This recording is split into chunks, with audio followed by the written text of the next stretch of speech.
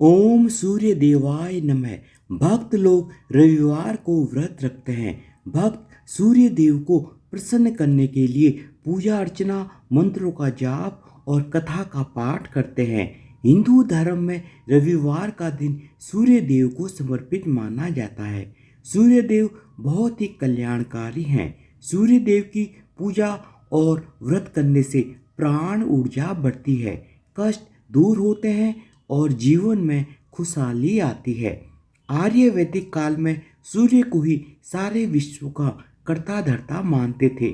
हिंदू धर्म में प्राचीन काल से सूर्य की उपासना और उपवास की परंपरा चली आ रही है। धर्मशास्त्रों में सूर्य को ही संपूर्ण जगत की आत्मा तथा ब्रह्मा के रूप में दर्शाया गया है। ज्योतिष शास्त्र में भी सूर्य का बहुत ही अधिक महत्व बताया गया है। चंद्र, मंगल, गुरु ग्रह सूर्य देव के मित्र माने गए हैं, वहीं शनि और शुक्र शत्रु माने गए हैं। ऐसे में जिन जातकों का सूर्य नीच का होता है, उन्हें रविवार व्रत से बहुत ही ज़्यादा विशेष लाभ प्राप्त होता है। आइए जानते हैं रविवार व्रत की पावन व्रत कथा। रविवार व्रत की पौराणिक कथा। पौराणिक कथा के अनुसार प्राचीन काल में एक बुढ़िया रहती थी। वह नियमित रूप से रविवार का व्रत करती। रविवार के दिन सूर्योदय से पहले उठकर बुढ़िया स्नान आदि से निवृत्त होकर आंगन को गोबर से लीपकर स्वच्छ करती। उसके बाद सूर्य भगवान की पूजा करते हुए रविवार व्रत कथा सुनकर सूर्य भगवान को भोग लगाकर दिन में एक समय ही भोजन करती। सूर्य भगवान की अनुकंपा से बुढ़िया को किसी भी प्रकार की चिंता एवं कष्ट नहीं था। धीरे धीरे उसका घर धन धान्य से भर रहा था। उस बुढ़िया को सुखी होते देख उसकी पड़ोसन उससे जलने लगी। बुढ़िया ने कोई गाय नहीं पाल रखी थी, अतः वह अपनी पड़ोसन के आंगन में बंधी गाय का गोबर लाती थी और उससे ही अपने घर के आंगन को लीपती थी।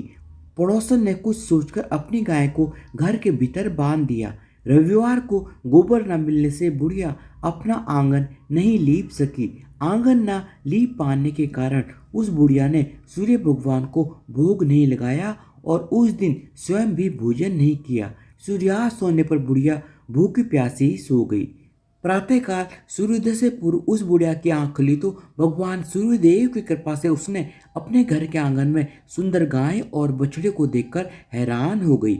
गाय को आंगन में बांधकर उसने जल्दी से उसे चारा खिलाया। पड़ोस ने उस बुढ़िया के आंगन में बंधी सुंदर गाय और बछड़े को देखा तो वह उससे और अधिक जलने लगी। तभी गाय ने सोने का गोबर किया। गोबर को देखते ही पड़ोसन की आंखें फट गई। पड़ोसन ने उस बुढ़िया को आसपास न पाकर तुरंत उस गोबर को उठाया और अपने घर ले गई तथा अपनी गाय का गोबर वहां रख गई। सोने के गोबर से पड़ोसन कुछ ही दिनों में धनवान हो गई। गाय प्रतिदिन सूर्योदय से पूर्व सोने का गोबर किया करती थी और बुढ़िया के उठने से पहले ही पड़ोसन उस गोबर को उठाकर ले जाती थी और उसकी जगह अपनी गाय का गोबर रख देती थी। बहुत दिनों तक बुढ़िया को सोने के गोबर के बारे में कुछ भी पता नहीं चला। बुढ़िया पहले की तरह ही हर रविवार को भगवान सूर्य देव का व्रत करती रही और कथा सुनती रही। लेकिन सूर्य भगवान को जब पड़ोसन की चालाकी का पता चला तो एक दिन उन्होंने तेज आंधी चलाई। आंधी का प्रकोप देखकर बुढ़िया ने गाय और बछड़े को घर के भीतर बांध दिया। सुबह उठकर बुढ़िया ने घर के भीतर सोने का गोबर देखा तो उसे बहुत ही ज्यादा आश्चर्य हुआ। उस दिन के बाद बुढ़िया गाय को घर के भीतर ही बांधने लगी। सोने के गोबर से बुढ़िया कुछ ही दिनों में बहुत अधिक धनी हो गई।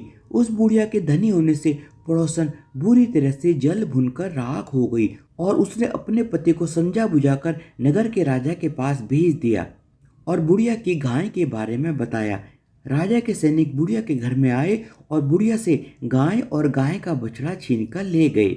सुंदर गाय को देखकर राजा बहुत ही ज्यादा खुश हुआ। सुबह जब उसने सोने का गोबर देखा तो राजा के आश्चर्य का ठिकाना ना रहा। उधर बुढ़िया से गाय छीन जाने के कारण बुढ़िया की स्थिति फिर से दयनीय हो गई। बुढ़िया ने दुखी होकर सूर्य देव से प्रार्थना की। सूर्य भगवान को भूखी प्यासी बुढ़िया पर बहुत ही अधिक करुणा आई। उसी रात सूर्य भगवान ने राजा को सपने में कहा, हे राजन, बुढ़िया की गाय व बछड़ा तुरंत उसे लौटा दो, नहीं तो तुम पर विपत्तियों का पहाड़ टूट पड़ेगा, तुम्हारा महल नष्ट हो जाएगा। सूर्य भगवान के सपने से बुरी तरह भयभीत राजा ने प्रातः उठते ही गाय और बछड़ा बुढ़िया को लौटा दिया। राजा ने बहुत सा धन देकर बुढ़िया से अपनी गलती के लिए क्षमा मांगी। राजा ने पड़ोसन और उसके पति को उनकी इस दुष्टता के लिए दंड दिया। फिर राजा ने पूरे राज्य में घोषणा कराई कि सभी स्त्री पुरुष रविवार का व्रत किया करें। रविवार का व्रत करने से सभी लोगों के घर धन धान्य से भर गए। राज्य में चारों ओर खुशहाली छा गई। स्त्री पुरुष सुखी जीवन यापन करने लगे तथा सभी लोगों के शारीरिक कष्ट भी दूर हो गए। धन्यवाद। बोलो सूर्यदेव भगवान की जय हो।